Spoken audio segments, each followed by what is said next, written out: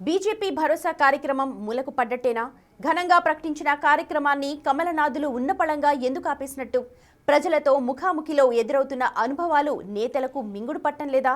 ప్రజల నుంచి స్పందన లేదా? లేక బీజేపీ ఇచ్చే భరోసా మీద ప్రజలకు నమ్మకం లేదా? భరోసా గొప్ప కార్యక్రమం అన్నారు. మూన్నాళ్లకే అది అటకెక్కడానికి అసలు కారణమేంటి? అదిగో పులి అంటే ఇదిగో తోక అన్నట్టుగా తయారైందట రాష్ట్రంలో బీజేపీ పరిస్థితి. గత ఎన్నికల్లో బీసీ ముఖ్యమంత్రి నినాదంతో బరిలోకి దిగిన బీజేపీ రాష్ట్రంలో ఘోర వైఫల్యం చెందింది. పార్లమెంట్ ఎన్నికల్లో కొంతవరకు మెరిసినప్పటికీ అది కూడా పార్టీ ఇమేజ్ తో కాకుండా సొంత ఇమేజ్ తోనే గెలిచామన్న ధీమాలో ఉన్నారు మెజార్టీ ఎంపీలంతా. ఆ క్రమంలో ఎన్నికల అనంతరం ప్రజలకు దగ్గరవ్వాలనే ఉద్దేశంతో భరోసా పేరుతో ప్రజలకు అండగా ప్రజల నుంచి ఫిర్యాదులు తీసుకోవటం మొదలుపెట్టింది బీజేపీ.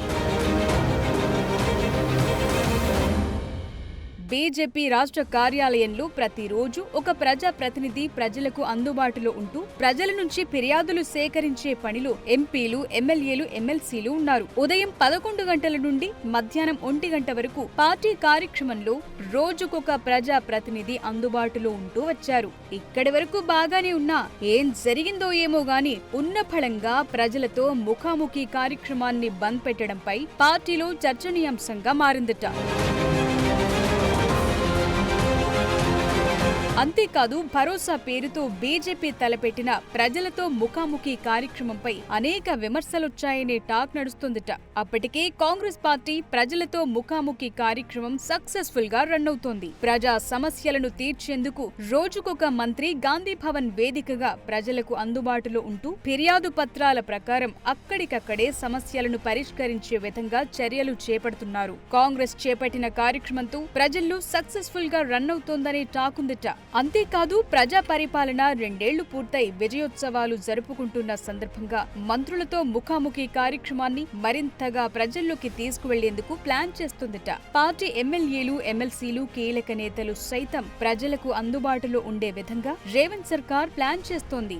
మరోవైపు పూలే భవన్ వేదికగా వారంలో 2 రోజులు ప్రజా దర్బార్ నిర్వహిస్తూ ప్రజా సమస్యలపై ఫోకస్ చేస్తూ కాంగ్రెస్ ప్రజాప్రభుత్వం ముందుకెళుతోంది. అయితే ప్రజాప్రభుత్వం తలపెట్టిన మంత్రులతో ముఖాముఖి ఫార్ములాను భరోసా పేరుతో మక్కి కాషాయ పార్టీ కాపీ కొట్టిందనే విమర్శలు పెద్ద ఎత్తున వచ్చాయట. అంతేకాదు భరోసాకు ఎవరైతే ప్రతినిధులు వస్తారో వారే వారి సెగ్మెంట్ల నుంచి వారి వర్గాలను వెంట తెచ్చుకుని భరోసా నిర్వహిస్తున్నారనే విమర్శలు గుప్పుమన్నాయట. విమర్శలు పక్కన పెడితే భరోసా కార్యక్రమాన్ని బీజేపీ కాపీ కొట్టిందా, బీజేపీ బ్రెయిన్ చైల్డా అన్నది కూడా అటుంచితే ఉన్న ఫలంగా భరోసాకు ఎండ్ కార్డ్ ఎందుకు పలికినట్టు అనే చర్చ నడుస్తుందిట. భరోసా కోసం ప్రజలొస్తారని బీజేపీ రాష్ట్ర కార్యాలయంలో ప్రత్యేక గదిని ఏర్పాటు చేసుకున్న కమలం పార్టీ ఆ గదికి తాళాలు ఎందుకు వేయాల్సొచ్చింది అనే దానికి సమాధానం రావటం లేదట. భరోసా కోసం ప్రజలెవరూ బీజేపీ కార్యాలయం మెట్లెక్కకపోవటమే కారణమా, లేక ఒక్కటంటే ఒక్క ఫిర్యాదు కూడా నేతల ముందుకు రాకపోవటమే కారణమా అనే టాక్ కూడా ఉందట.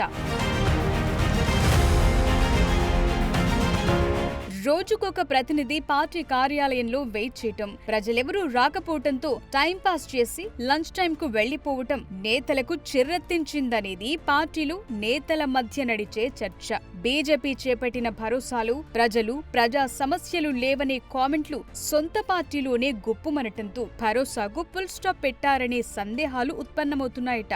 అంతేకాదు భరోసాకు వచ్చిన అరకొర ఫిర్యాదుల్లో కూడా ప్రజా సమస్యలు కాకుండా కేవలం గత కేసీఆర్ హయాంలో భూముల కబ్జాలు, రియల్ ఎస్టేట్ దందాలు, ప్రాజెక్టుల పేరుతో దోపిడీలు వంటి అంశాలే బీజేపీ భరోసా కార్యక్రమానికి ఫిర్యాదులు అందుతున్నాయనే కారణాలు కూడా భరోసాను మూలన పడేయటానికి కారణమైందనే టాక్ నడుస్తోందిట.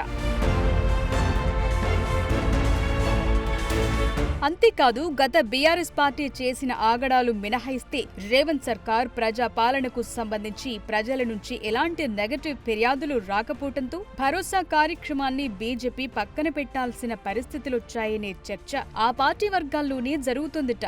బీజేపీ భరోసానే కాదు, కాంగ్రెస్ ప్రజా పాలనలో బీజేపీ తీసుకున్న ప్రతి స్టెప్, ప్రతి పోరాటం ఫెయిల్యూర్ అనే టాక్ పొలిటికల్ సర్కిల్లో జరుగుతోందిట.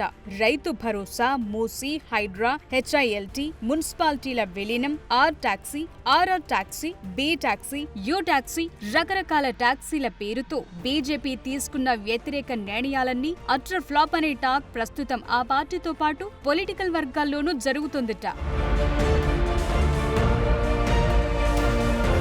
అంతేకాదు, బీజేపీ ప్రభుత్వాలు ఉన్న చోట గంగా, యమున, సబర్మతి నదులన్నీ పునరుజ్జీవం పోసుకుంటాయి. కానీ తెలంగాణలో మూసీ ప్రక్షాళన చేస్తే మాత్రం పునరుజ్జీవం పోసుకోదా అనే ప్రశ్నలు పొలిటికల్ వర్గాల్లో ఉత్పన్నమవుతున్నాయట. ఇలాంటివి అనేక సవాళ్లను ఎదుర్కోలేక రాష్ట్ర బీజేపీ ప్రతిష్టాత్మకంగా చేపట్టిన భరోసా ప్రజలతో ముఖాముఖి కార్యక్రమానికి శుభం కార్డు పలికారనే టాక్ నడుస్తోంది.